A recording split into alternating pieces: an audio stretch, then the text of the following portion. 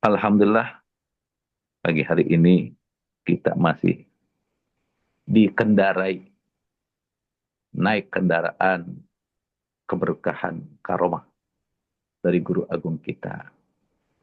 Kita dikumpulkan oleh Allah pada pagi hari ini di atas planet udaranya Allah Rabbul Izzah Jalla Jalaluh dalam manakib online internasional pengajian anti gempa seluruh dunia. Alhamdulillah, kita masih berada di bulan Zulqa'dah. Ya, kita ambil salah satu hurufnya, yaitu huruf alif. Ya, wa amal alif fi hadha syahr al-akhlaq. Bifatil alif a. Wa sukunul kha jadi kha dimatikan. Akhlak di sini yang dimaksud adalah al-akhlaqu muafiqun batini bainal khalqi wal khaliq. Akhlak adalah jalinan komunikatif vertikal antara makhluk yang diciptakan dan Khalik yang menciptakan. Allah Subhanahu wa taala memuji kekasihnya, yaitu baginda Nabi besar Muhammad sallallahu alaihi wasallam, wa innaka ta'ala khuluqin azim. Dan sesungguhnya engkau Muhammad benar-benar berbudi pekerti yang agung. Budi pekerti yang agungnya Rasulullah di antaranya adalah ikhlas.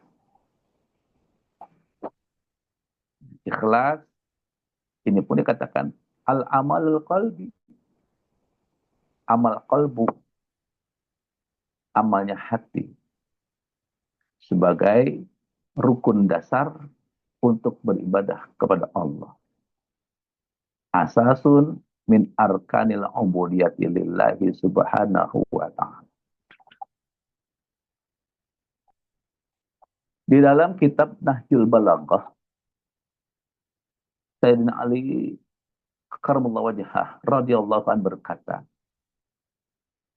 ada kaum yang menyembah Allah karena ingin mendapatkan pahala. Nah, ini adalah ibadahnya pedagang. Ada kaum yang menyembah Allah karena takut siksanya. Nah, ini ibadahnya para budak. Ada juga yang menyembah Allah karena bersyukur. Ini ibadahnya orang yang merdeka. Kalau melihat dari sini, ya, dari tingkatan beribadah kepada Allah, ikhlas kepada Allah, di manakah kita?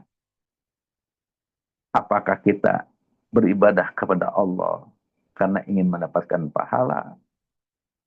Apakah kita beribadah kepada Allah karena takut masuk neraka, menginginkan surga? Atau semata-mata ibadah kita karena bersyukur kepada Allah?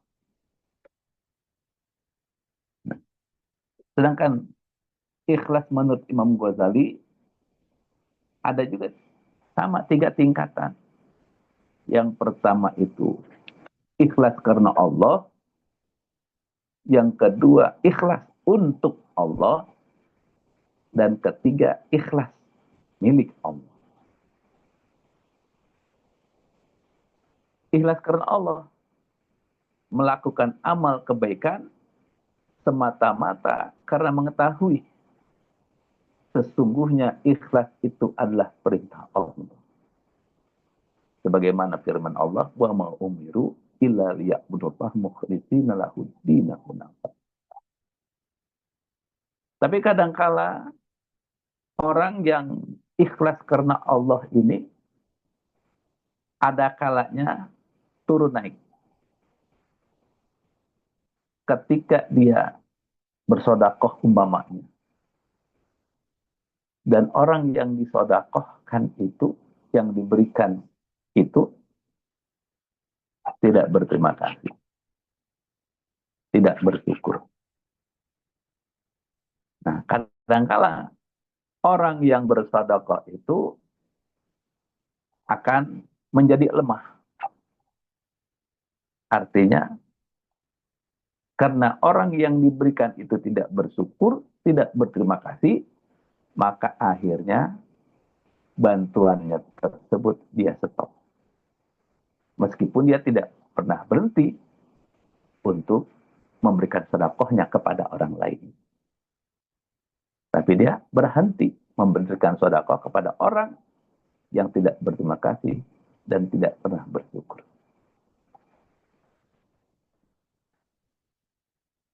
Ikhlas untuk Allah.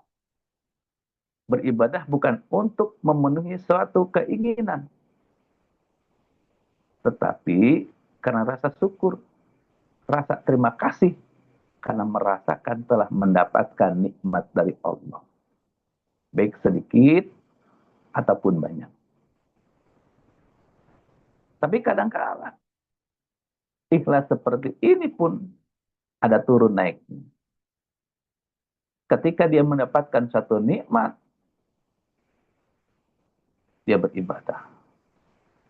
Getol ibadahnya. Rajin ibadahnya.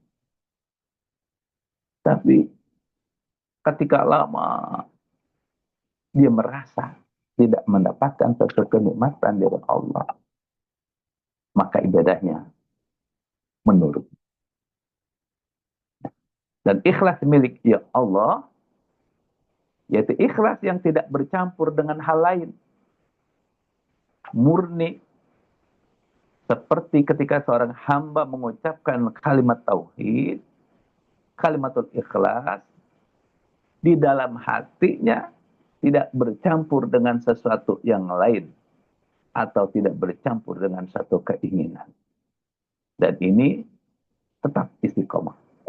Artinya, ikhlas milik Allah adalah orang yang ikhlas menghindari hatinya dari keterikatan kepada sesuatu yang berbau materi. Meskipun materi itu harus dimiliki. Karena kan nggak mungkin tanpa materi kita bisa beramal, kita bisa beribadah dengan sempurna kepada Allah.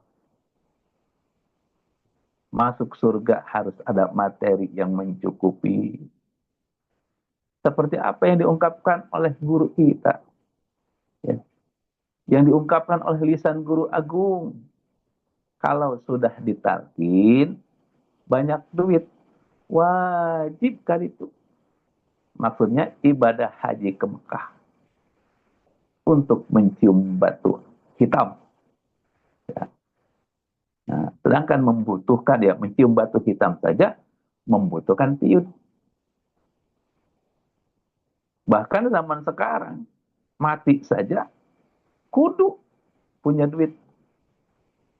Untuk beli kain kafan, untuk ongkos memandikan, untuk beli tanah kuburan. Tapi itu semua tidak mempengaruhi hatinya. Tidak mempengaruhi hati. Artinya, ketika kita mengucapkan kalimat la ilaha illallah, mengucapkan kalimat ikhlas ini, di kalbu kita, di hati kita, tidak bercampur dengan urusan-urusan lain. Baik itu tentang urusan dunia, maupun tentang urusan akhirat. Ini yang harus dimiliki oleh seorang hamba yang menyadari dengan penuh kesadaran bahwa sesungguhnya dia adalah makhluk dan Allah adalah Khalik. dia yang diciptakan oleh Allah dan Allah yang menciptakan dia. Harus betul-betul memurnikan kalbunya. Ketika dia berzikir, ketika dia mengucapkan kalimat la ilaha illallah, hatinya harus betul-betul kosong dari sesuatu yang lain selain Allah. Oleh karena itu, dikatakan wajib kita belajar ilmu tasawuf. Ilmu yang membahas tentang akhlak. Jadi, mempelajari ilmu tasawuf, mempelajari ilmu akhlak ini adalah fardu ain. Ya. Kewajiban individu kita. Kewajiban perorangan. Kewajiban masing-masing manusia itu sendiri. Kenapa? Karena sesungguhnya orang itu tidak pernah luput dari aib dan penyakit hati. Gak ada siapapun orangnya tidak akan pernah luput dari penyakit-penyakit hati kecuali Nabi kita, Nabi Muhammad. Jadi wajib untuk mempelajari.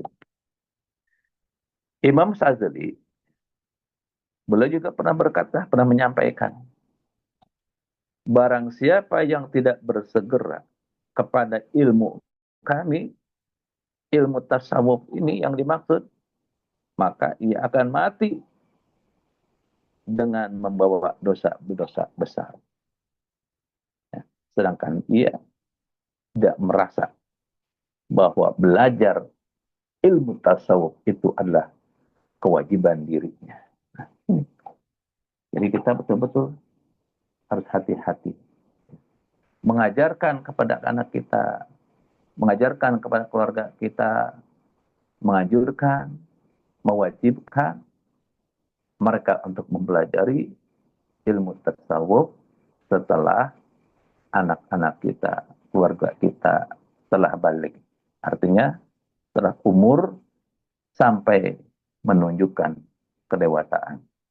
Untuk laki-laki, ya, ditandai dengan pernah bermimpi keluar mani. Sedangkan untuk wanita, anak-anak wanita ditandai dengan sudah datangnya darah haid. Ketika anak laki-laki sudah bermimpi keluar mani, anak wanita keluar darah haid, maka wajib orang tua untuk mengajarkannya ilmu tasawuf agar supaya mereka bisa menjaga, memelihara hatinya baik terhadap dirinya sendiri, terhadap masyarakat, maupun apalagi terhadap Allah Rabbul Izzah Jalla Jalla. Ini saja yang dapat saya sampaikan. Mudah-mudahan manfaat untuk kita semuanya. Berkah segalanya semuanya selamanya. Al-Fatihah. Bismillahirrahmanirrahim. Alhamdulillahirabbil alamin arrahmanir rahim maliki yaumiddin. Iyyaka na'budu wa iyyaka nasta'in ihdinas siratal mustaqim siratal ladzina an'amta 'alaihim ghairil maghdubi 'alaihim waladdallin. Wassalamualaikum warahmatullahi wabarakatuh. Waalaikumsalam.